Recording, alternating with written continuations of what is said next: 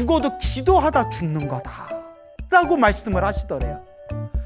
그리고 오로지 몸이 아프거나 말거나 오로지 기도를 해 나가는데 점점 알게 모르게 일들이 술술 풀려나가더래요. 우리가 인생을 살아가면서 우리 중생들은 늘 행복하기를 원합니다. 다들 그러시죠? 행복하기를 원하고 늘 기쁘고 늘 즐겁기를 원하죠. 하지만 우리 중생들이 살아가는 세상은 항상 행복할 수만은 없습니다. 등산과 같아요. 오르막길도 있고 내리막길도 있고 평탄한 좋은 길도 있고 꽃길도 있고 울퉁불퉁한 그런 자갈밭도 나오고 또 정말 그냥 온몸에 따끔거릴 정도의 가시밭길도 나오고, 그래서 우리 중생들이 살아가는 인생의 길이라는 것은 이 등산과 같아서 산과 같아서 좋은 길도 나오고 좀 안 좋은 길도 나오고 정말 한 치 앞도 알 수가 없습니다. 그래서 우리 부처님께서도 우리 중생들이 살아가는 세계를 뭐라고 하셨죠? 사바세계, 사바세계. 참으면서 살아야 되는 세계라고 했습니다. 참을 수밖에 없는 세계, 참아야만 살 수 있는 세계. 그게 우리 중생들이 살아가는 세상이고 우리 중생들이 살아가는 모습이고 우리 중생들이 살아가는 길입니다. 참고 참으면서 그렇게 이제 닦고 닦아 나아가야 되겠죠. 우리는 모두 모든 일이 술술 풀리기를 원하지만 옛날부터 큰 스님들이 이런 말씀을 하셨습니다. 세상 사람들은 다들 망상 속에서 살고 있다. 다들 허망한 망상 속에서 살고 있는데 세상에서 가장 큰 망상이 모든 일이 술술 풀리기를 바라는 마음이 가장 큰 망상이다라는 말씀을 하셨습니다. 그만큼 우리 인생이라는 게, 중생이 살아가는 세상이라는 게 항상 행복해질 수만은 없다는 거겠죠. 그래서 부처님께서도 행복한 삶을 살고 싶다면 행복해질 수 있을 만한 원인을 지어라 라고 말씀하셨습니다. 모든 게 원인 따라 모든 결과가 일어나는 것이다. 좋은 결과를 얻고 싶으면 좋은 원인을 짓고 나쁜 원인을 지었으면서 좋은 결과가 나타나기를 바라지 말아라. 그래서 우리 불교를 인과법이라고 하지 않습니까? 모든 게 원인 따라 그러한 결과가 생기는 것이다. 그리고 불교에서는 인연법이라고도 부릅니다. 내가 지은 업의 인연 따라서 인연 따라 일어나고 인연 따라 사라진다. 인과법이라고도 하고 인연법이라고도 합니다. 늘 좋은 원인을 짓도록 노력하고 늘 좋은 인연을 만들어 가도록 노력해야 됩니다. 근데 그게 잘 안 됩니다. 중생은 번뇌와 망상, 탐욕과 성냄과 어리석음이라는 이러한 에너지가 있기 때문에 이러한 부정적인 에너지로 인해서 자꾸 자기도 모르게 알고 지었건 모르고 지었건 내 탐욕과 성냄과 어리석음의 부정적 에너지에 휩싸여서 그렇게 몸과 말과 생각으로 실수도 저지르고 나쁜 업부도 짓게 되고 나쁜 인연을 짓게도 됩니다.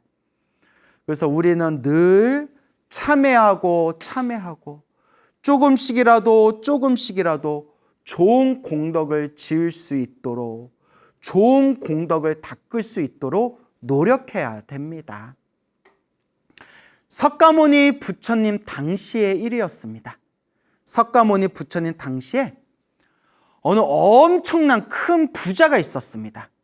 이 큰 부자가 있었는데 이 부자는 아주 인색한 구두쇠였다고 합니다.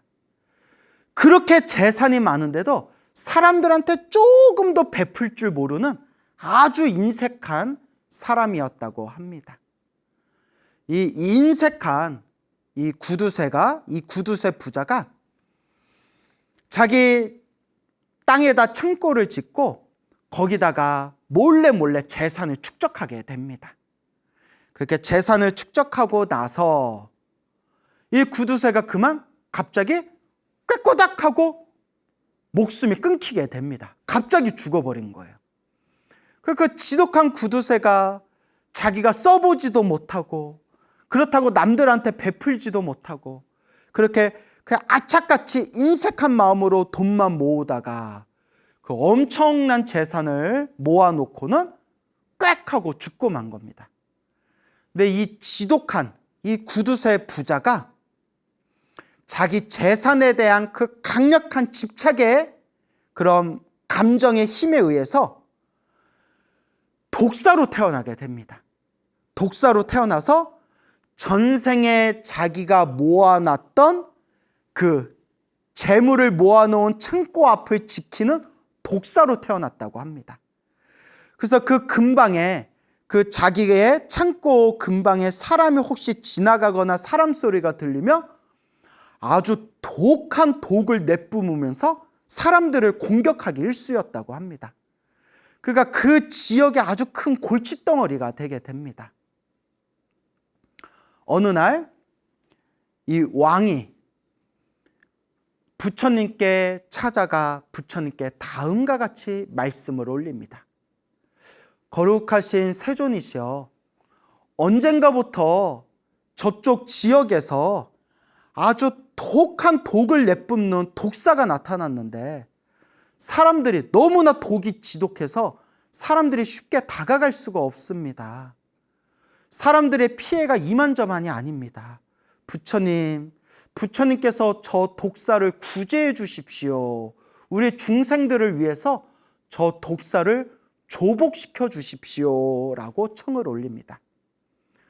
부처님께서 모든 것을 다 꿰뚫어 보신 뒤에 부처님께서 어느 날 이른 아침에 딱 바리떼 바루를 들고 그 독사가 있는 곳을 우리 석가모니 부처님께서 고요한 발걸음으로 그 독사가 있는 곳을 향하십니다.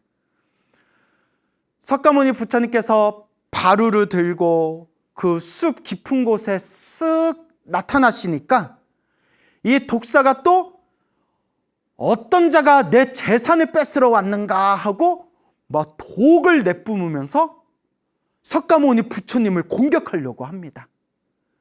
그때 석가모니 부처님께서 5 손가락을 활짝 펴시고 독사를 향해서 손을 내미셨다고 합니다. 딱 5개의 손가락을 쫙 독사 앞에다 당신의 손을 내밀면서 그 손가락 마디마디 손바닥에서 환한 자비의 광명, 자비의 에너지가 흘러 넘치면서 석가모니 부처님 손바닥에서 나온 그 자비의 광명 에너지가 독사의 몸을, 독을 내뿜는 독사의 몸을 환하게 감싸 안아줬다고 합니다. 석가모니 부처님 자비의 광명, 그 속에 이 독사가 그 석가모니 부처님의 자비의 에너지의 힘에 의해서 몸과 마음이 편안해짐을 느끼면서 독을 내뿜던 독사가 그 부처님 가피의 힘 덕분에 번쩍 정신을 차리게 됩니다. 순간 부처님 가피의 힘 덕분인지 이 독사가 순간 자신의 전생을 떠올리게 됩니다. 아, 나는 전생에 사람이었구나. 아, 전생에 나는 굉장히 큰 부자였구나. 하지만 전생에 사람들에게 전혀 베풀지 않고 내 재산에 집착하던 인색한 구두쇠였구나. 사람으로서 목숨이 다 끝나고 난 뒤에도 내가 전생에 모아놨던 그 재산에 대한 집착심 때문에 그것을 지키는 독을 내뿜는 이 흉한 독사로 태어난 거였구나 라고 자기 자신을 성찰하게 됩니다. 부처님께서 말씀하십니다. 부처님께서 고요한 말씀으로 그대여 과거 전생에 인색하게 탐욕스럽게 살았던 업보로 이번 생에도 독사로 태어나게 되었는데 이번 생에 또 독사로 태어나 사람들에게 피해를 주고 있으니 다음 생에는 더욱 괴로운 고통스러운 몸을 받게 될 것이다. 그대여 정신을 차려라 라고 부처님께서 고요한 말씀으로 그 독사에게 설법을 해주십니다. 그때 독사가 내뿜던 독을 더 이상 내뿜지 않고 이 독사가 스스로 자기의 전생을 떠올리면서 자기 자신을 성찰하고 있음을 꿰뚫어 보신 석가모니 부처님께서 바루를 그 독사 앞에 딱 내려놓으시고 그대가 나를 따르고자 하면 이 바리떼 안으로 들어오거라. 가지고 있던 독이 완전히 다 사라져 죽어버린 순하디 순한 뱀이 되어버린 그 독사는 석가모니 부처님 바리떼 안에 들어가 석가모니 부처님께 진심으로 귀의를 하게 됩니다. 귀의.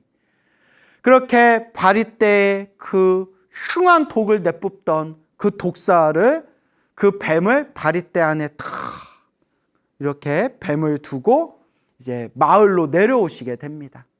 그때 도시에서 왕과 수많은 사람들이 그 흉하고 독한 독을 내뿜는 그런 독사를 완전히 구제하셔서 바리떼 안에 담아서 도시로 내려온 그런 부처님을 열렬히 환영하면서 그 바리떼 안에 있는 그 독사를 사람들이 다들 구경하게 됩니다. 이때 이 독사가 자신의 모습을 부끄럽게 여기면서 그때 이 독사가 목숨이 딱 끊기게 됩니다. 석가모니 부처님 바리떼 안에서 목숨이 딱 끊기게 돼요. 야, 그 독사가 이번 생에는 독사로 태어났지만 과거 전생에 엄청나게 큰 복을 지은 게 있나 봐요. 우리는 석가모니 부처님이 쓰시던 바루를 만져보지조차 못했는데 이 독사는 석가모니 부처님이 쓰시던 바루 안에서 목숨이 다했잖아요. 그때 이 독사가 죽기 직전에 석가모니 부처님을 만나 석가모니 부처님의 자비의 광명에 몸과 마음의 편안함을 느끼고 석가모니 부처님을 향한 지극한 공경의 마음과 지극한 그런 석가모니 부처님을 향해 귀의를 한 그 마음의 공덕의 힘에 의해서 하늘세계 도리천 천신으로 태어나게 되었다라고 경전에 나옵니다. 하늘세계 천신으로 태어난 거예요. 아주 인색한 구두쇠 큰 부자였다가 목숨이 닿은 뒤에 아주 흉한 독을 내뿜는 독사로 태어났다가 독사였지만 석가모니 부처님을 만나서 석가모니 부처님께 구제를 받고 석가모니 부처님께 공경하는 마음과 귀의를 했기 때문에 목숨이 끊기고 나서 이 독사가 하늘세계 도리천이라는 천상에 하늘의 신, 천신으로 태어나게 됩니다. 천신으로 태어난 이 도리천의 신이 내가 과거 전생에 어떤 복을 지었기에 이렇게 하늘세계 신으로 태어났을까라고 자기의 전생을 비춰봅니다. 하늘세계 신들은 자기의 전생을 볼 수 있는 힘이 있다고 합니다. 자기의 전생에 어떤 복을 지었나 하고 자기 전생을 봤더니 독사였다는 거예요. 독사.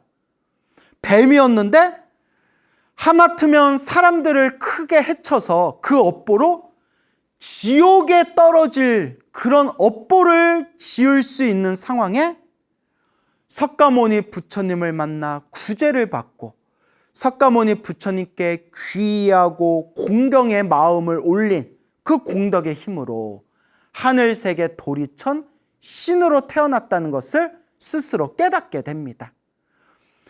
엄청난 기쁨과 감동과 부처님을 향한 감사함을 느끼게 된 이 천신이 지금 석가모니 부처님이 어디에 계시는가 하고 이 중생들 세상을 이렇게 내려다 보니까 부처님께서 늦은 밤에 나무 아래 앉아가지고 깊은 명상에 들어가 있는 모습을 살펴보게 됩니다. 그때 이 천신이 아주 아름다운 하늘의 꽃과 아주 향기로운 천상의 향을 가지고 부처님이 계신 처소에 환한 광명을 일으키면서 부처님 발 아래 내려와 부처님께 삼배를 올리고 부처님 발 아래 무릎을 꿇고 부처님께 법을 청하게 됩니다. 그때 석가모니 부처님께서 당신이 구제했던 그 독사가 하늘세계 신으로 태어났고 하늘세계 신으로 태어난 저 천신이 감사의 마음을 올리기 위해서 지금 부처님 발 아래 내려온 것을 부처님께서 꿰뚫어 보시고는 그 천상의 신에게 부처님께서 설법을 하십니다. 그 설법을 듣고 그 자리에서 하늘세계 신이 수다원이라는 큰 깨달음을 얻게 됩니다. 수다원. 우리 불자들은 다 아시죠? 금강경에도 나오죠? 모든 번뇌와 욕망이 사라진 거룩한 깨달음의 경지를 아라한이라고 합니다. 아라한의 경지는 4단계로 이루어져 있습니다. 1단계 수다원, 2단계 사다함, 3단계 아나함, 4단계 아라한. 그래서 1단계 수다원에 들어가게 되면, 수다원이라는 깨달음을 얻게 되면 무조건 7생, 태어나고 죽고 태어나고 죽는 7생 안에 반드시 아라한이 될 수 있는 하이패스의 자격을 획득하게 된다고 합니다. 그래서 수다원의 경지를 성인이 되는, 성인의 흐름에 들어갔다라고 표현합니다. 거룩한 성자의 흐름에 들어갔다.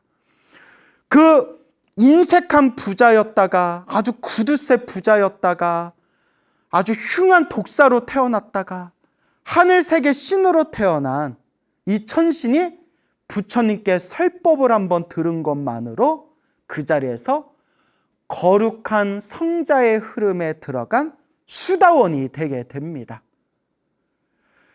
그 다음 날 빈비사라 왕이 부처님이 계신 처소에 직접 찾아옵니다. 부처님께 인사를 올리고 부처님께 여쭈어 봅니다. 부처님, 제가 궁전에 있는데 저 숲속에 우리 부처님께서 머무르고 계시는 저 숲속에서 환한 하늘의 광명이 비추는 것을 제가 보았습니다. 어떤 상서로운 일이 있었기에 그와 같은 환한 광명이 부처님 처소에서, 부처님이 계신 숲에서 그런 빛이 뿜어져 나온 겁니까? 라고 하니 부처님께서 빈비사라 왕에게 그리고 그 자리에 있는 수많은 비구 스님들과 불자들에게 이와 같이 말씀하셨습니다. 왕이시여, 그리고 이 자리에 있는 불자들이여, 아주 인색한 구두쇠 부자가 있었는데 탐욕 속에 살았던, 그리고 재산에 대한 집착의 업보로 독을 내뿜는 독사로 태어났다가 부처님을 만나서 구제를 받고 하늘세계에 태어났고, 하늘세계에 태어난 그 천신이 부처님께 감사의 마음을 올리고자 어젯밤 하늘세계에서 내려와 설법을 듣고 수다원가를 얻게 된 것입니다. 라는 말을 듣고 그 자리에 있는 왕과 비구스님들과 수많은 불자들이 다 함께 위대하십니다, 위대하십니다, 다 함께 부처님의 공덕을 찬탄했다고 합니다. 이 이야기를 보면서 자기가 지은 업보에 의해서 독사로 태어났고, 독사로 태어나 사람들에게 독을 자꾸 내뿜었던 그 악업으로 다음 생에 더 끔찍한 세상에 태어날 수 있었던 이 독사가 알고 봤더니 과거 전생에 그래도 무언가 큰 성근을 지었구나라는 것을 미루어 짐작할 수가 있습니다. 첫째, 독사의 몸으로 태어났는데도 불구하고 부처님을 만날 수 있었다는 것. 이 세상에 얼마나 수많은 독사와 얼마나 수많은 그런 짐승들이 얼마나 많습니까? 그런 독사와 짐승들과 사람들까지 다 포함해서 이번 생에 실제로 살아있는 부처님을 직접 만나뵐 수 있는 그런 성근을 가진 존재가 몇이나 되겠습니까?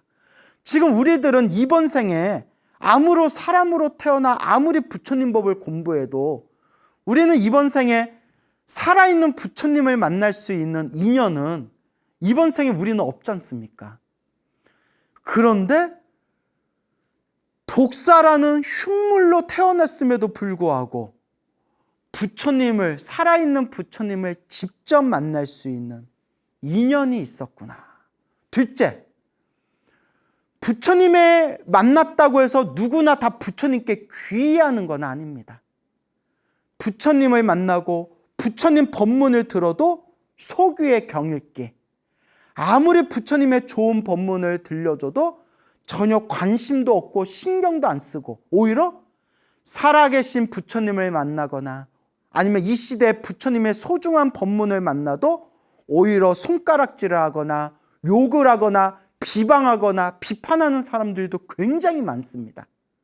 하지만 이 독사는 부처님을 만나고 부처님의 따스한 자비광명의 힘에 의해서 부처님께 귀의하고 부처님을 공경하는 마음을 일으켰습니다. 그리고 부처님께 귀의하고 부처님께 공경하는 그 마음의 힘으로 하늘세계 천신으로 태어날 수가 있었습니다. 하늘세계 천신으로 태어난 이 존재가 부처님 발 아래 내려와 부처님의 살법을 딱 한 번 들은 것만으로 이번 생에 거룩한 성자의 흐름인 수다원가에 들어가게 됩니다. 제가 이걸 보고 너무나 자존심이 상하는 거예요. 제가 부처님 경전을 읽고 또 읽은 지 20년이 넘었는데도 나는 아직도 요 모양 요 꼴인데 20년이 넘는 기간 동안 부처님 법문을 그렇게 읽고 외우고 써도 나는 아직 이 모양 이 꼴인데 전생에 독사였던 저 천신은 무슨 복을 많이 지었기에 석가모니 부처님 법문을 한 번 딱 들은 것만으로 그 자리에서 거룩한 성자의 흐름, 수다원가를 얻게 되었는가 라는 것을 보면서 이것도 다 자기 인연법이다. 이 천신의 전생의 모습이었던 이 독사가, 이 독사의 전생의 모습이었던 이 구두쇠 부자가 머나먼 과거 전생에 분명히 무언가 자기 자신만의 깊은 성근을 심어놓은 게 있었기 때문에 독사로 태어났지만 살아계신 거룩한 부처님을 만날 수가 있었고, 살아계신 거룩한 부처님을 만나서 그 부처님께 공경하는 마음으로 귀의할 수가 있었고, 살아있는 부처님을 만나서 공경하는 마음으로 귀의하고 하늘세계에 태어난 뒤에 하늘세계에 태어나서 자신의 쾌락과 즐거움을 누리는 것에 빠져들지 않고 부처님의 발 아래 부처님께 감사의 인사를 올리고 부처님의 법을 듣고자 부처님께 설법을 청한 뒤에 부처님의 그 짧은 설법에 거룩한 성자 수다원이라는 깨달음을 얻게 된 것이 다 머나먼 과거 전생에 자기가 지었던 성근이 있었기 때문이다라는 것을 제가 분명히 말씀드리고 싶습니다. 이건 제 얘기가 아니라 모든 경전에 나와 있는 부처님이 늘 한결같이 말씀하시는 인연법의 흐름입니다. 요새 세상이 되게 이상해지는 것 같아요. 심지어 머리 깎고 불교를 공부하시는 분들 중에서도 많지는 않겠지만 저도 직접 들었거든요. 불교를 믿는 분들조차도, 머리 깎고 불교 공부하는 분들조차도 윤회가 없다라든가 윤회를 믿을 수 없다라든가 이런 인과법, 인연법이라는 것은 다 진실이 아니다라는 식으로 말씀하시는 분들을 보고 제가 깜짝깜짝 놀랄 때가 있습니다. 인과법과 인연법과 이 윤회의 흐름은 팔만대장경 초기 경전에서 대승경전에 이르기까지 한결같이 늘 부처님의 설법마다 단골 소재로 항상 부처님께서 강조하시던 내용들인데, 도대체 저 탐욕과 성냄과 어리석음을 고스란히 가지고 있는 저 번뇌가 많은 중생들이 도대체 뭘 근거로 부처님 경전에 나와 있는 내용들을 진짜가 아니라느니, 진실이 아니라느니, 그거는 그냥 믿거나 말거나 네 몫이라느니, 이런 말을 어떻게 그렇게 스스럼 없이 이야기할 수가 있는가, 제가 쏘스라치게 놀랄 때가 있습니다. 이 시대가 말법 시대인지라, 부처님의 법이 점점 무너지는 시대인지라, 이제 부처님 제자라는 사람들조차도 부처님 말씀, 부처님 경전을 이제 있는 그대로 믿지 않는 시대가 다가오고 있구나라는 엄청난 회한을 느끼게 되었습니다. 늘 여러분들께 말씀드리죠. 내 말도 믿지 말고, 제 말도 믿지 말고, 저 사람들 말도 믿지 마십시오, 여러분. 제 말도 믿지 말고요, 저 사람들 말도 믿지 마세요. 오직 부처님 말씀, 오직 부처님 말씀만 믿으십시오. 부처님 말씀, 경전을 믿으십시오. 부처님 말씀, 경전을 믿고 의지하면 아무리 우둔한 사람도 중간은 갑니다.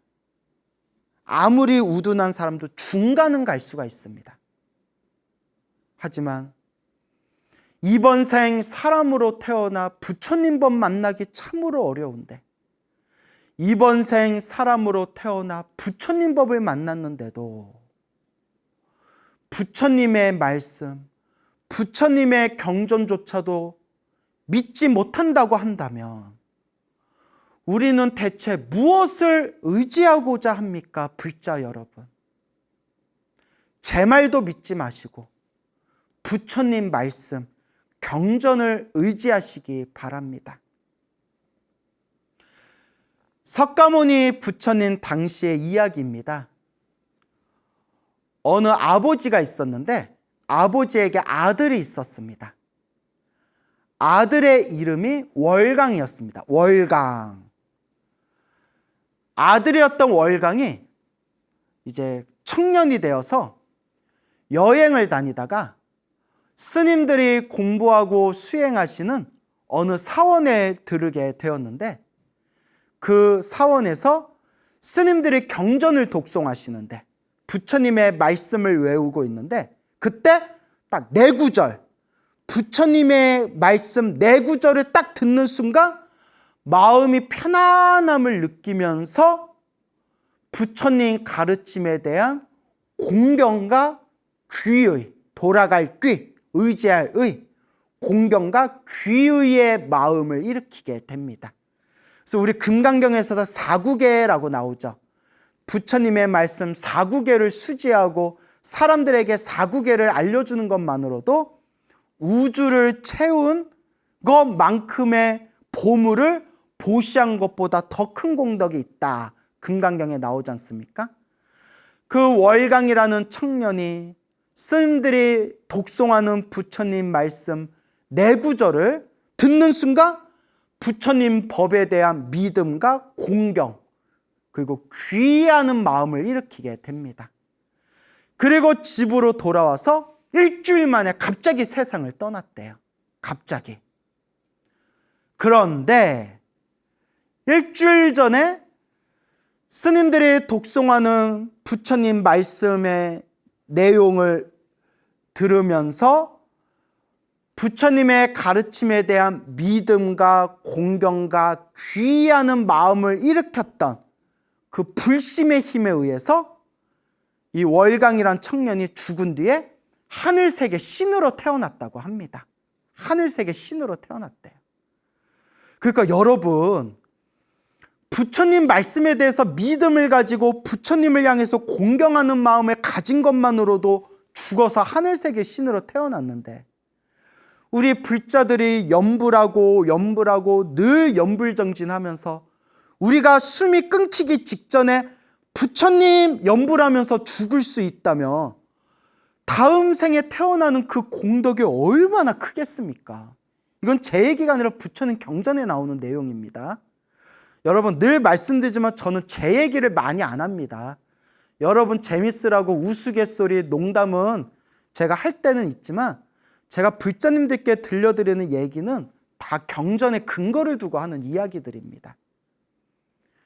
하늘세계의 신으로 태어나게 되었는데, 이 아들 월강이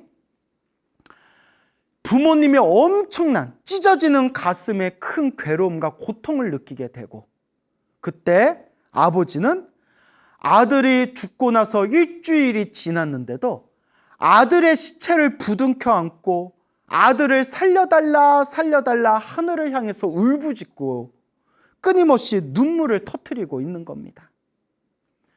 하늘세계의 신으로 태어난 이 월강이 자기의 전생의 아버지가 전생에 자기 몸뚱아리, 시체가 된 자기 몸뚱아리를 부둥켜 안고 찢어지듯 슬퍼하는 모습을 보고 아버지를 구제해드려야 되겠다라는 생각을 일으키게 됩니다. 전생에 내 아버지를 내가 구제해야 되겠다.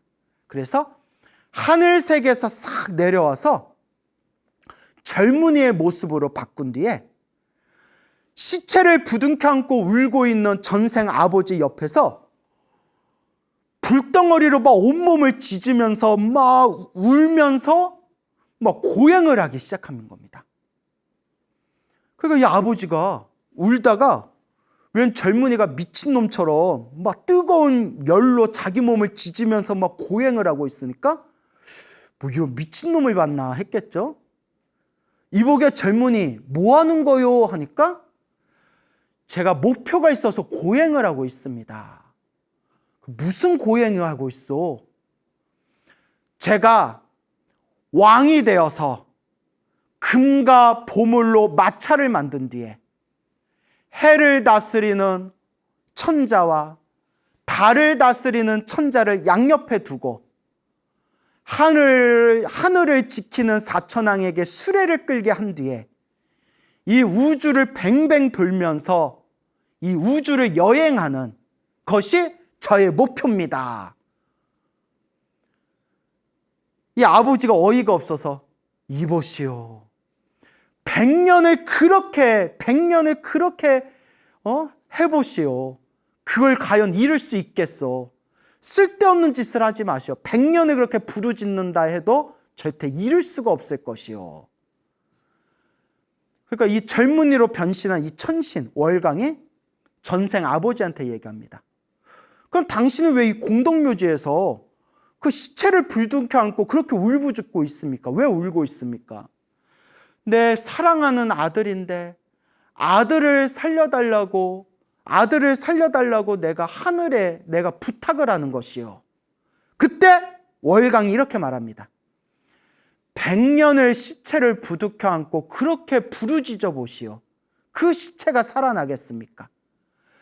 내가 100년 동안 이렇게 고행을 해도 그 화려한 마차를 타고 우주를 여행하는 것이 불가능하다고 했듯이 이미 죽은 시체를 안고 100년 동안 그렇게 울어보시오. 시체가 살아나겠소.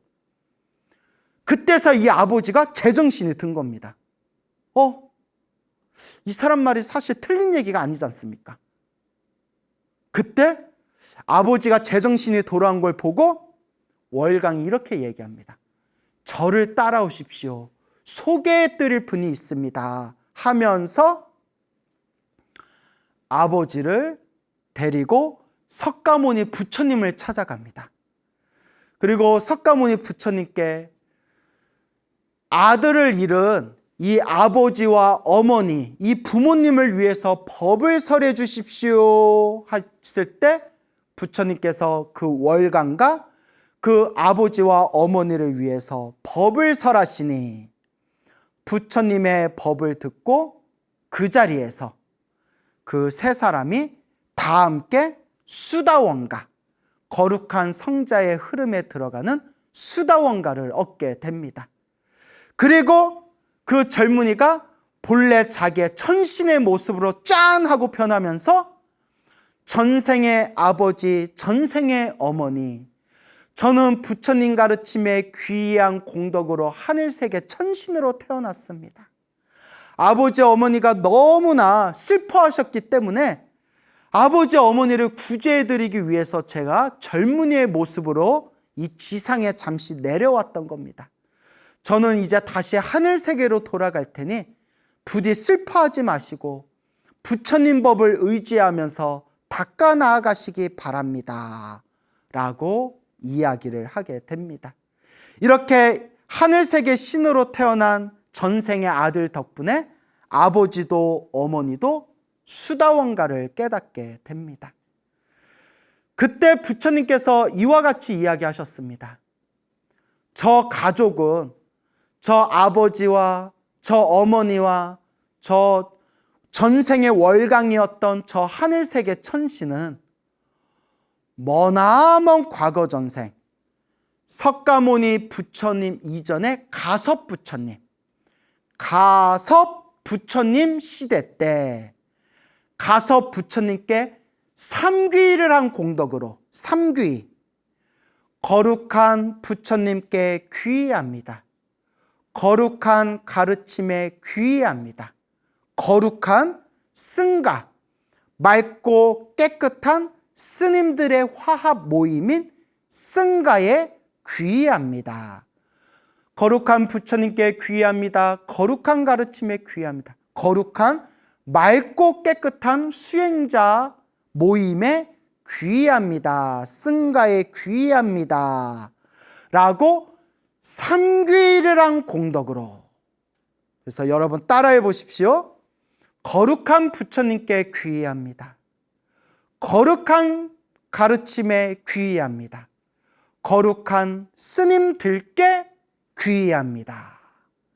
이와 같이 가섭 부처님 시대 때 삼귀를 한 그 공덕의 힘으로 이 석가모니 부처님 시대 때 석가모니 부처님을 만나뵐 수 있었고 석가모니 부처님의 설법을 듣고 저와 같이 거룩한 성자의 흐름, 수다원의 깨달음을 얻을 수 있었던 것이다 라고 말씀을 하셨습니다.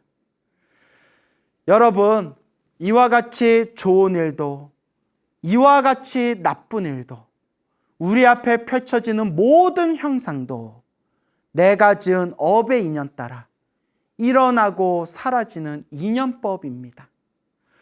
여러분들은 살아가면서 좋은 인연을 많이 지으셨습니까? 여러분들은 지금까지 살아오면서 알게 모르게 나쁜 인연을 많이 지어왔습니까? 과거에 지었던 나쁜 업의 인연이 있다면 지금 이 순간부터 염불하고 수행하면서 내 업장을 조금이라도 닦을 수 있도록 노력하시기 바랍니다. 그리고 지금부터 조금씩이라도 복과 선업과 공덕을 지어 나갈 수 있도록 노력하시기 바랍니다. 좋은 일도 나쁜 일도 내가 지은 업의 인연 따라 펼쳐진다는 인과법, 인연법을 믿고 의지하시고 올바른 불자로서 수행전진 잘 해 나가시기 바랍니다. 오늘 여러분들께 또 불심이 충만한 그런 좋은 이야기 전해드릴까 합니다. 제가 얼마 전에 그 용인의 문수산 법륜사라는 절에 법회를 했어요. 아, 맞다. 우리 이 BTN 소나무에서 거기서 소나무 공개 방송도 했었거든요. 우리 불자님들 많이 보셨죠? 그래서 그 용인 법륜사라는 사찰에 이제 또 한 달에 한 번씩 제가 이제 1호 법회를 하게 되었어요. 그래서 법륜사에 가서 거기 주지 스님하고 이렇게 이제 대화도 나누고 이런저런 또 말씀을 나눴는데 정말 도량이 좋아요. 아주 그냥 도량이 맑고 깨끗하고 아주 기운이 세요. 그 건물도 굵직굵직하고 정말 절을 잘 졌어요. 근데 이 절을 짓게 된 인연이 또 참 묘해요. 그 용인 문수산 법륜사라는 그 도량을 창건하신 창건주 스님께서 상륜이라는 그런 이제 큰 스님이 되십니다. 비구니 스님이세요. 상륜 스님이라는 그런 어른 스님께서 이제 그 도량을 불사를 시작하시게 되었는데, 원래 저 승가사라는 절에 그분께서 새벽에 이렇게 정진하고 계실 때 눈앞에 생생한 그런 환상이 펼쳐졌대요. 한바탕 생생한 환상이 펼쳐졌는데, 아주 수풀이 우거진 산에 맑은 샘물이 있고, 맑은 샘물에서 푸른색 용, 청룡이 하늘로 솟구치면서 막 물을 뿜어내더래요. 그 순간 호련히 관세음보살님이 나타나셔서 이곳에서 살아라, 이곳에서 살며 정진하여라 라고 관세음보살님께서 딱 선몽을 하셨다고 합니다. 호련히 그 새벽에 승가서 선방에서 정진하다가 그와 같은 생생한 환상을 해서 탁 깨고 나서 이게 참 희한한 일이다, 이게 참 희한한 일이다 라는 그런 생각이 드시더랍니다. 그런데 얼마의 시간이 지난 뒤에 정말 우연찮게 그 용인에 있는 문수산이라는 곳을 우연히 발견하게 됐는데, 놀랍게도 그때 눈앞에서 관세음보살님이 보여주시면서 이곳에서 살면서 정진해라 라고 했던 그 산 장소하고 똑같이 생겼더래요. 얼마나 놀랬겠어요, 그 상륜 스님께서. 아, 내가 이번 한 생을 포기해서라도 이번 생에는 내가 이곳에 부처님 도량을 만들어야겠구나 라고 원력을 세우셨다고 합니다. 그래서 정말 그 나무만 가득한 그 산에서 정말 맨 땅에 온몸을 부딪히는 마음으로 이제 불사를 시작하셨다고 합니다. 그래서 어쨌거나 이렇게 이제 불사가 되었는데, 너무 불사가 잘 되었고 너무나 도량이 좋아서 지금 그 주지 스님께, 그 법륜사 주지 스님께 도량이 너무 좋습니다, 도량이 너무 좋습니다, 어떻게 이렇게 도량을 아름답게 이렇게 장엄하게 잘 불사를 하셨습니까? 참으로 대작불사입니다 라고 했더니 그 주지 스님께서 말도 마세요 스님, 말도 마세요, 정말 고생했습니다, 정말 고생했습니다 라고 말씀하시더라고요. 그것을 이제 불사하면서 그렇게 좀 부채가 많았대요. 땅도 사고 뭐 건물도 짓고 법당도 짓고 부처님도 모시고 하다 보니까 부채가 많았답니다. 신도님들이 십시일반 도와주시고 우리 신도님들이 정성껏 도와주셨지만 워낙 도량이 크다 보니까 부채가 많았는데, 그렇게 큰 스님께서 2007년에 이제 입적을 하십니다. 2007년에 입적을 하시고 난 뒤에 그 당시에 수십억의 부채가 있었대요. 수십억. 그 당시에 수십억. 이걸 어쩌나 하면서도 그 도량을 대작불사로 아주 장엄하게 그렇게 도량불사를 일구게 됩니다. 제가 수십억이란 말에 제가 놀래가지고, 와, 스님, 어떻게 이렇게 불사를 장엄하게 이루셨습니까? 어떻게 이렇게 대작불사를 하셨습니까? 스님, 비결이 뭡니까? 라고 여쭤봤어요. 주지 스님께. 비결이 뭡니까? 라고 여쭤봤더니 주지 스님께서 딱 한마디 하시더라고요. 기도입니다. 기도. 오직 기도하셨다고 합니다. 순간 다 제 가슴을 때리더라고요. 제가 여기저기 다니면서 어른 스님들께, 선배 스님들께 그렇게 큰 불사를 이루시거나 어떤 큰 그런 공덕을 이루신 분들께 스님, 비법이 뭡니까? 비결이 무엇입니까? 라고 할 때마다 늘 어른 스님들께서 빠뜨리지 않고 하시는 말씀이 기도다. 기도의 힘이다. 부처님 은혜다. 라는 말씀을 늘 하셨고 저도 늘 마음에 되새기고 있었는데 그 용인의 법륜사 주지스님께서도 기도입니다. 기도입니다. 라고 말씀을 하시더라고요. 그래서 제가 갈 때마다 주지스님 뵐 때마다 두세 번을 더 물어봤어요. 너무 도량이 좋아서 야, 어쩜 이렇게 도량을 잘 지었습니까? 어쩜 이렇게 불사를 잘했습니까? 스님 부채도 많았다면서요. 비결이 뭡니까? 라고 할 때마다 한마디도 어긋남이 없이 항상 하시는 말씀이 기도입니다, 스님. 기도였습니다, 스님이라고 늘 주지스님께서 그렇게 기도 말씀을 하시더라고요. 그래서 이제 주지스님 말씀과 그 주지스님을 오랫동안 모셨던 그런 신도님에게 들은 그런 재미난 이야기가 있습니다.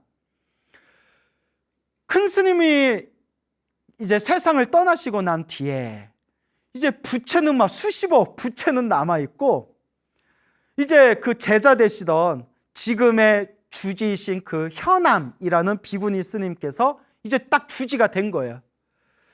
그러니까 막 여기저기서 이거 이제 빚을 어떻게 할 거냐, 부채는 어떻게 할 거냐, 앞으로 이거 절 운영은 어떻게 할 거냐, 불사는 앞으로 어떻게 할 거냐, 얼마나 마음이 무겁겠어요. 그럴 때마다 신도들 앞에서 약한 모습 보일 수가 없잖아요. 괜찮다, 다 잘 된다, 응? 나만 믿어라, 부처님만 믿어라, 여기가 관세음보살님이 점지해 주신 자리다, 관세음보살님이 반드시 도와주실 거다 라고 신도들에게 이야기를 했지만 당신도 얼마나 마음이 먹먹했겠어요. 이걸 어떻게 해야 되나, 이걸 어떻게 해야 되나. 그래서 이 절을 잘 운영해 보려고 하는데 간혹 이렇게 신도분들이 오시면 아, 절은 큰데 큰 스님이 안 계시네 라는 말을 그렇게 툭툭 던지면 그러니까 자기 가슴에 비수가 꽂히는 느낌이 들더래요. 괜히 자기가 죄 짓는 느낌이 들고, 절은 큰데 큰 스님이 안 계시네.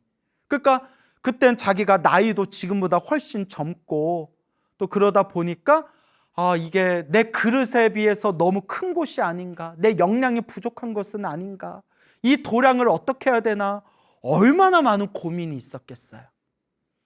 그러다가 어느 스님께, 어느 비구 스님께 여쭤봤대요. 제가 어떻게 이 도량을 잘 제가 일구겠습니까? 어떻게 이 불사를 제가 잘 회양할 수 있겠습니까? 그러니까 그 스님께서 기도하세요. 기도하십시오. 그러면 스님, 어떤 기도를 할까요? 법화경 기도하십시오. 옛적부터 어른 스님들께서 가피 중에 최고의 가피는 법화경 기도 가피다 라는 말씀을 하시지 않았습니까? 법화경 기도하십시오. 그 순간 마음에 딱 꽂히더래요. 예, 알겠습니다. 제가 이제부터 법화경 천일기도 들어가겠습니다. 마음의 중심을 딱 세운 뒤에 그때 수많은 불자들에게 이렇게 맹세를 합니다. 지금부터 내가 산문 밖으로 나가지 않고 천일 동안 하루도 빠뜨리지 않고 법화경 기도를 하겠다. 천일 기도에 들어가겠다. 그렇게 하루도 빠뜨리지 않고 하루 3번 아주 간절하게 법화경 기도를 했다고 합니다. 그렇게 법화경 기도를 하면서 정말 고비도 많았대요.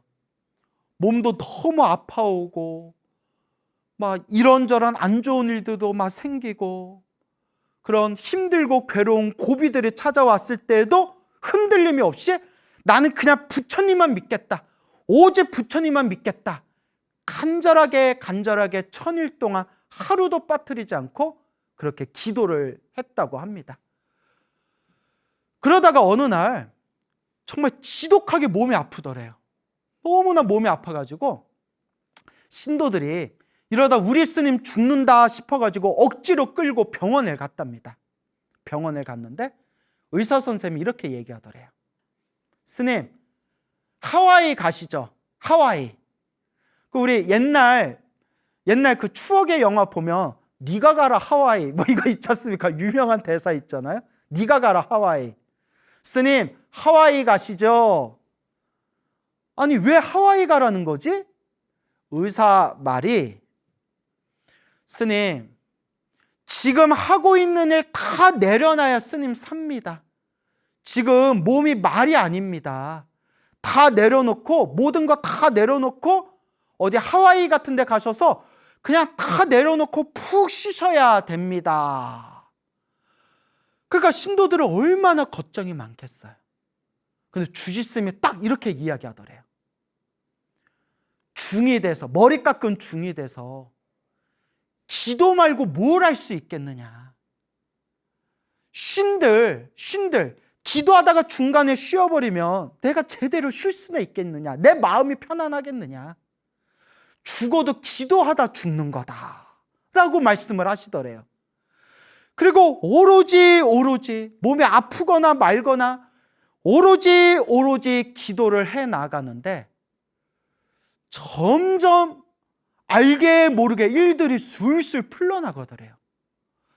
꽉 막혔던 일들이 술술 풀려나가고 어디선가 자꾸 신도들이 나타나서 보시하고 불사하는 데 도움을 주고 그렇게 답답하게 맺혔던 일들이 그 매듭이 술술 풀려나가는 게 확연하게 느껴지더랍니다.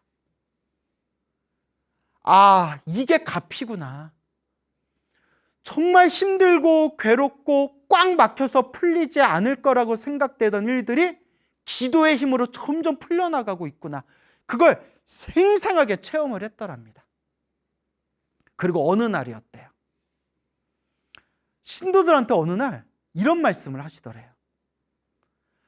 앞으로 잘 될 겁니다. 앞으로 잘 될 겁니다.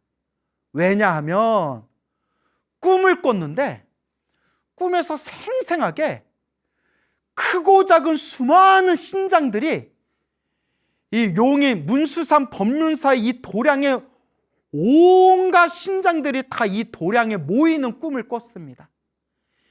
이 법륜사 도량 안에 화엄성중들이 꽉 차 있는 꿈을 꿨습니다. 분명히 앞으로 잘 될 겁니다 라고 말씀을 하시더랍니다. 그걸 신도분이 들으셨대요. 아니나 다를까 점점 일들이 잘 풀려서 천일기도를 아주 원만하게 여법하게 회양하게 되었고 지금은 정말 누가 봐도 입이 떡 벌어질 정도로 아주 큰 대작불사를 아주 훌륭하게 원만하게 회양하게 되었습니다. 그러면서 법륜사 주지스님께서 다시 한번 하시는 말씀이 스님 기도입니다. 그때 제가 이 법륜사 극락전에서 천일 동안 오로지 법화경 기도를 했던 그 가피의 힘 덕분에 이렇게 힘들고 괴로운 고비들을 무사히 잘 넘길 수가 있었고 이렇게 원만히 불사가 진행될 수 있었습니다. 스님, 기도의 힘입니다 라고 그렇게 말씀을 하셨습니다. 이 말씀을 듣고 제가 어찌나 마음에 환희심이 나든지 매번 듣는 얘기지만 기도의 힘이 있구나. 부처님의 가피의 힘이 분명히 있구나. 그래서 그 주지스님께서 창건주 큰 스님이 세상을 떠나시고 난 뒤에 그 수많은 부채를 안고 정말 그 막막하고 답답한 그런 절벽과 같은 심정으로 그 큰 도량을 일구어 나가면서 눈물 없이는 들을 수 없고 눈물 없이는 말할 수 없을 정도로 정말 어려운 고비들이 많았답니다. 그 어려운 고비 때마다 뚝뚝 눈물을 흘려가면서 오로지 부처님만 믿습니다. 오직 부처님만 믿습니다. 기도하면서 지금은 정말 큰 도량을 일구게 되었습니다. 그래서 이 모든 게 부처님 은혜다. 평생 부처님 은혜 갚으면서 살아야 되겠다라는 그런 마음으로 전보 포교불사에 매진하고 있고, 그리고 지역 사회 봉사에도 아주 큰 일을 하고 있다고 합니다. 그래서 그 법화경 기도의 힘 때문인지는 몰라도 이 법륜사가 딱 그 도량에 들어가 보면 정말 그 산세가 그런지 몰라도 기운이 짱짱하다라는 그 느낌, 짱짱한 그런 느낌이 들어요. 그래서 제가 참 느낌이 묘하다 해서 그곳에 계시는 스님께 여기 혹시 원래 절터였습니까? 하니까 예, 여기 원래 문수보살 문수산이라고 불리고 고려시대 때 여기 큰 절이 있었답니다. 저 위쪽에 절이 있었답니다. 그 여기 이제 원래 절터였다는 거죠. 그래서 저 혼자 이제 망상을 피우기를, 저 혼자 소설을 써보기를, 이 창건주 상륜 스님께서 머나먼 과거 전생 이 문수산, 고려시대 때 있었다는 이 문수산 사찰에 계시던 스님이었나 보다. 그때의 인연으로 관세음 보살님께서 이 도량, 이 산을 보여주시면서 이곳에 절을 짓고 수행해라 라고 인연을 맺어주셨나 보다라고 저 혼자 그렇게 한번 소설을 써봤습니다. 그래서 지금도 이 법륜사가 이 법화경 만일기도에 들어가고 있다고 합니다. 만일기도. 만일이면 30년이에요. 세상에 30년. 그래서 만일기도 중에서 지금 이제 4차 기도가 시작되었다라는 이야기를 듣게 되었습니다. 그래서 주지스님의 그와 같은 말씀을 듣고, 그래, 힘들고 괴롭고 답답할 때 역시 의지할 것은 부처님밖에 없구나, 부처님 가피밖에 없구나 라고 다시 한번 마음에 되새기는 시간이 되었습니다. 그러니 여러분, 스님인 저도 이런 이야기를 들으면 이렇게 기쁘고 좋은데 하물며 우리 불자님들이 이와 같은 부처님 가피를 들으면 신심과 믿음이 일어나지 않을 수 있겠습니까? 그러니 여러분, 인생을 살아가면서 힘들고 괴롭고 답답할 때 인생을 탓하고 자기 자신을 탓하고 조상님을 탓하고 남 탓만 하지 마시고, 내가 지은 업은 내가 닦겠다. 내 눈물이 피눈물로 변하고 이 피눈물 몇 바가지를 쏟는 마음으로 내 업은 내가 닦겠다라는 마음으로 간절하게 한번 기도해 보시기 바랍니다. 부처님의 가피는 분명히 있습니다. 간절하고 정성스럽게 기도하는 우리 불자님들 삶에 늘 부처님 가피가 충만하기를 축원드리는 바입니다. 그 말씀드린 용인 문수산 법륜사에 어느 중년의 여성 불자님이 계세요. 그 법륜사의 완전 그런 아주 골수, 그런 신도분이신 불자님이 계신데 성격이 시원시원하시더라고요. 근데 그분이 저의 엄청난 찐팬이래요. 우리 BTN 소나무의 완전 찐팬이시래요. 그래서 기도하는 시간 빼고는 거의 하루 종일 이어폰 끼고 계속 법문을 들으신대요. 그러면서 하시는 말씀이, 스님, 저는 소나무에 나오는 그 부처님 가피 이야기를 100% 믿습니다. 왜냐? 다 제가 체험한 이야기들입니다. 제가 부처님 덕분에 수없는 체험과 가피를 받았기 때문에 저는 소나무에서 했던 스님 말씀 100% 믿습니다 라고 하는 우리 소나무의 찐팬이신 불자님이 계십니다.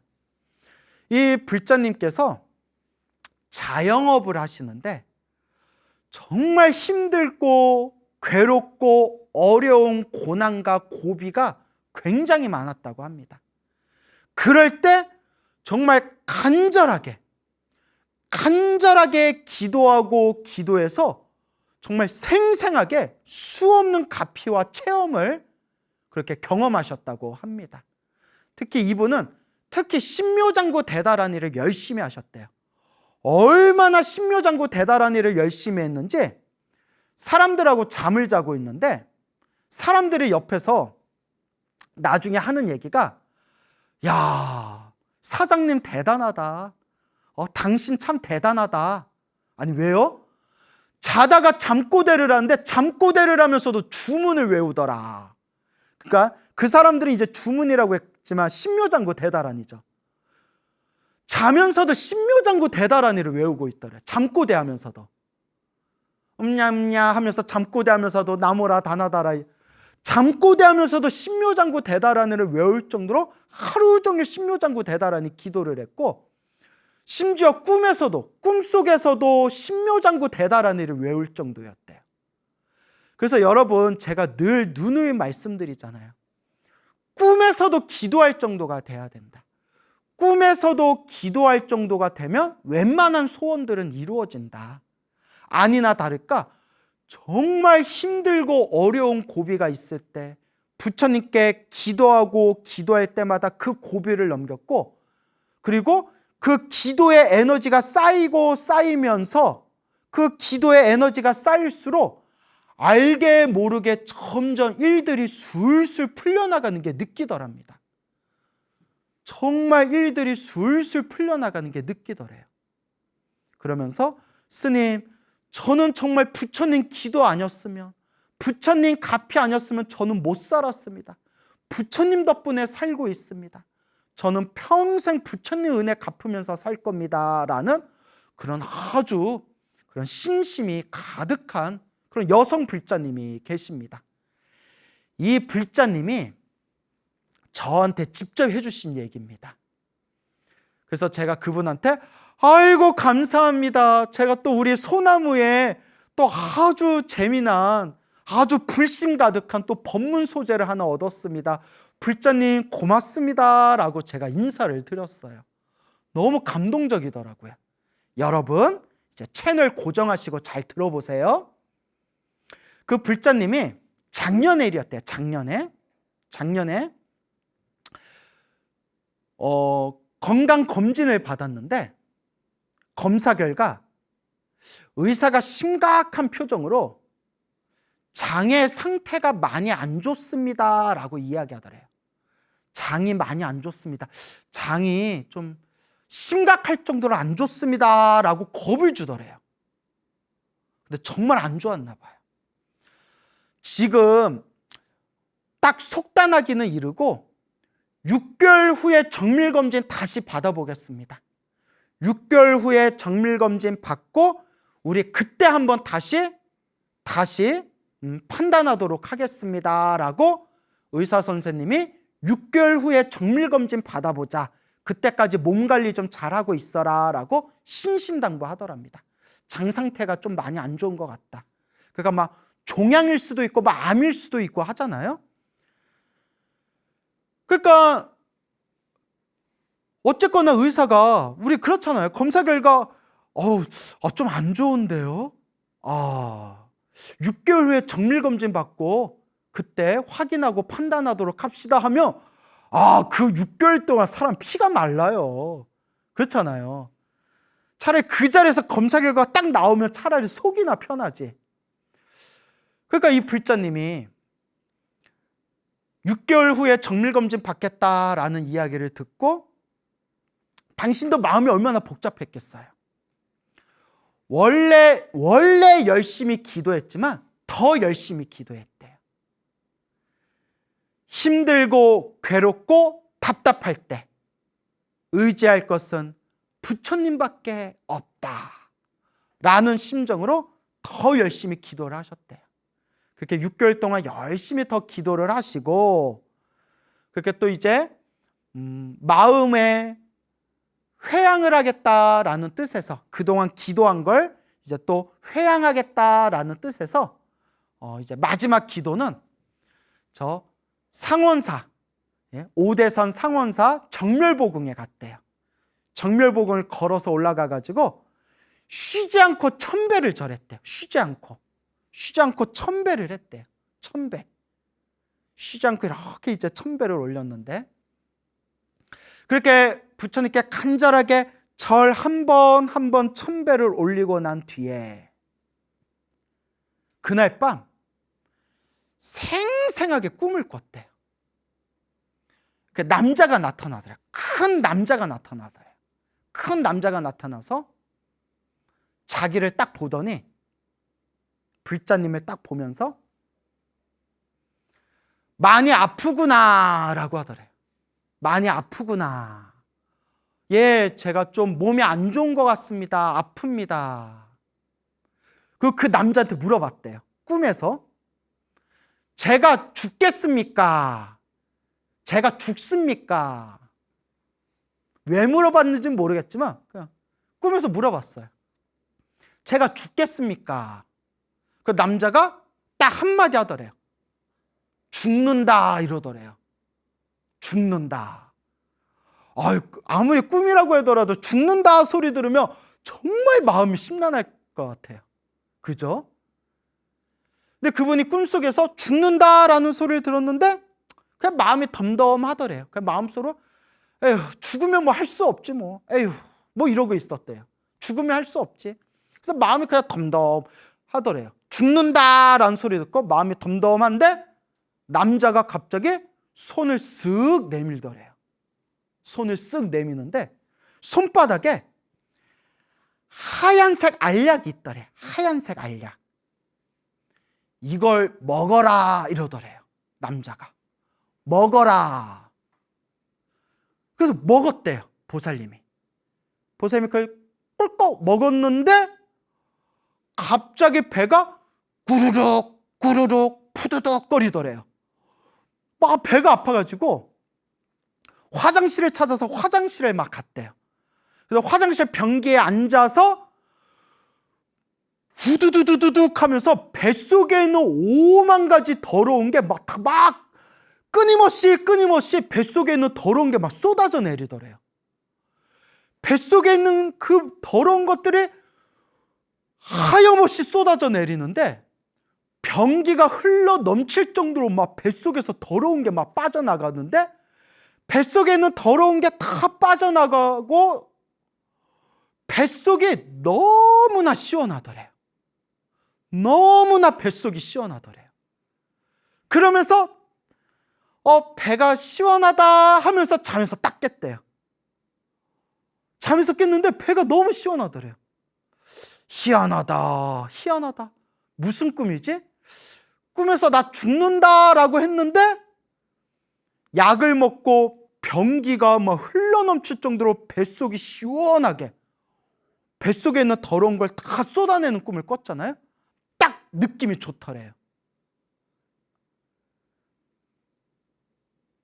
약속된 시간에 드디어 병원에 가서 6개월이 지난 거죠.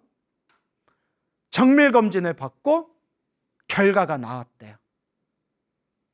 의사 앞에 딱 앉아 있는데 의사가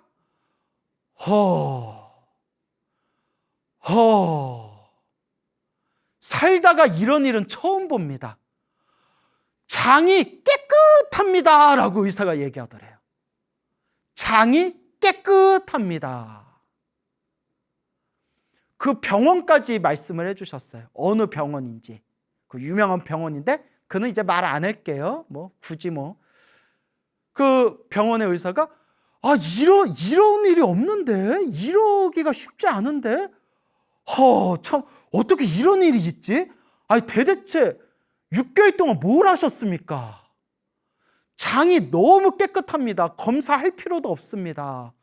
너무 다행입니다. 너무 좋은 일입니다 하고 의사가 감탄을 하더랍니다. 그게 올해 초의 일이래요. 그 6개월 지나고 검사한 게 올해 초의 일이래요. 그러면서 스님, 저 부처님 가피 받았습니다.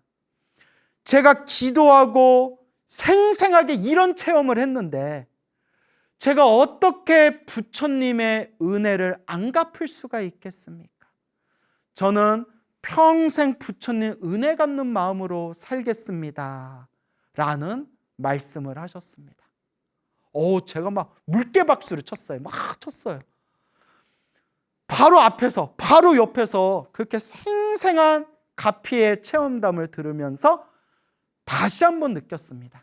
늘 불자님들께 늘 제가 귀가 따갑도록 드리는 이야기.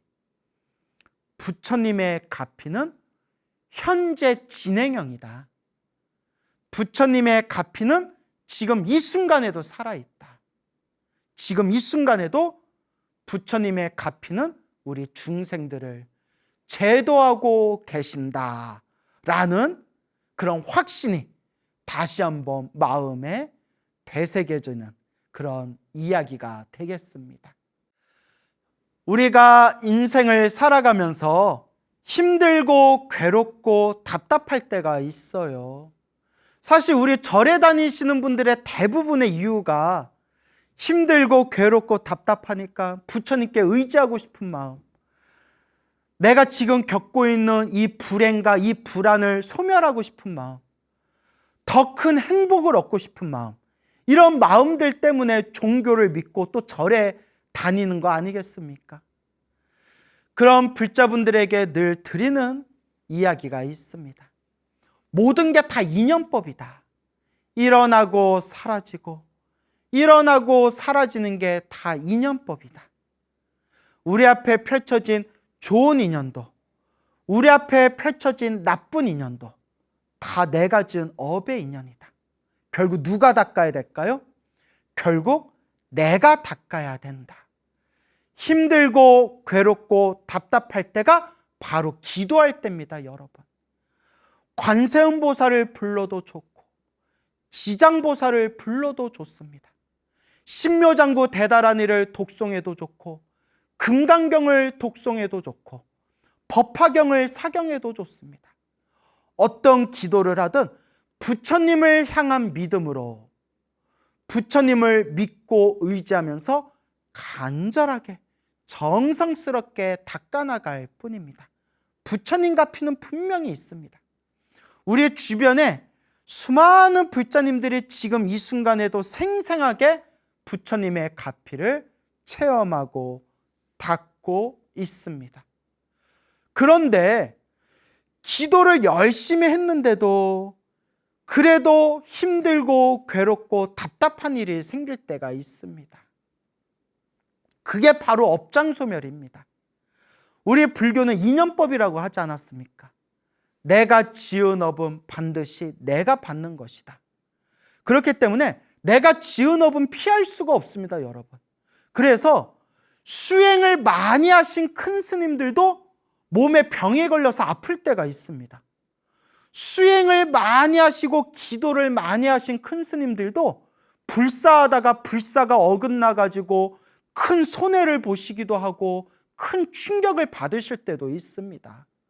수행을 많이 하신 큰 스님들도 살다가 사람들한테 모략질을 당할 때도 있고 뒤통수를 맞을 때도 있고 넘어지실 때도 있고 크나큰 상처를 받을 때도 있습니다. 수행을 많이 하신 큰 스님들도 인생의 역경을 만날 때가 있습니다. 그럴 때마다 그 큰 스님들이 항상 하시는 말씀들이 있죠.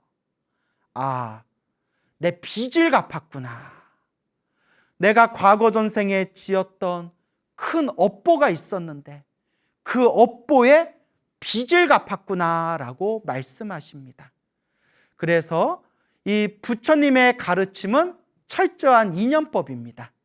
그렇기 때문에 이 부처님의 법을 닦아나가면서 힘들고 괴롭고 답답한 일이 생길 때 우리는 내 업장, 내 업보, 내 숙제와 내 빚을 갖는 마음으로 더 간절하게 기도해야 됩니다. 기도하고 기도했는데도 힘들고 괴롭고 답답한 일이 생긴다면 그것은 바로 내가 크게 받아야 할 업보를 작게 받고 있구나. 내가 빚을 갖고 있구나. 내가 지금 숙제를 풀고 있는 과정이구나라고 마음을 돌리셔야 됩니다. 물론 저도 여러분들 마음 다 압니다. 내가 이렇게 열심히 기도했는데 나한테 왜 이런 일이 생길까? 내가 이렇게 열심히 기도했는데도 왜 내가 바라는 바가 성취되지 않을까? 우리 중생들은 얼마든지 그렇게 의문을 일으킬 수 있고 의심할 수 있고 서운해할 수 있습니다. 하지만 부처님께서 분명히 말씀하시지 않았습니까? 좋은 일도 나쁜 일도 내가 지은 업의 인연이고 내가 지은 업보는 피할 수가 없고 다만 수행의 힘으로 크게 받을 것을 작게 받고 있는 것이다. 여러분, 힘들고 괴롭고 답답할 때, 그때가 기도할 때이고, 기도하고 바른 마음으로 정말 기도했는데도 그래도 힘들고 괴롭고 답답한 일들이 생긴다면 내가 빚을 갚고 있구나, 내가 숙제를 풀고 있구나, 내 업장이 소멸하고 있는 과정이구나 생각하고 오직 기도할 뿐, 오직 염불할 뿐, 오직 부처님을 의지할 뿐이고 수행하고 정진할 뿐입니다. 부처님을 믿고 부처님을 의지하시기 바랍니다. 부처님의 가피는 늘 우리들과 함께하고 있습니다. 다만 어떤 모습으로 나타날지, 어떠한 방법으로, 어떠한 표현으로 우리를 도와주시고 이끌어 주시는지, 그것은 참으로 불가사의한 불보살님의 공덕의 힘이 있다라는 것을 우리가 명심해야 합니다. 기도하고 복을 짓고 이 마음을 잘 닦아나가시기 바랍니다. 결국 중생은 자기 복대로 살아갑니다. 지금 이 순간 이번 생에 복을 짓고 기도하고 마음을 잘 닦는 불자가 되시기 바랍니다. 여러분, 행복해지고 싶습니까? 행복한 삶을 창조하고 싶습니까? 복을 지으십시오. 선업을 지으십시오. 공덕을 쌓으십시오. 복과 선업과 공덕의 힘이 여러분들을 진정한 행복의 길로 이끌어 줄 것입니다. 여러분, 성불하십시오.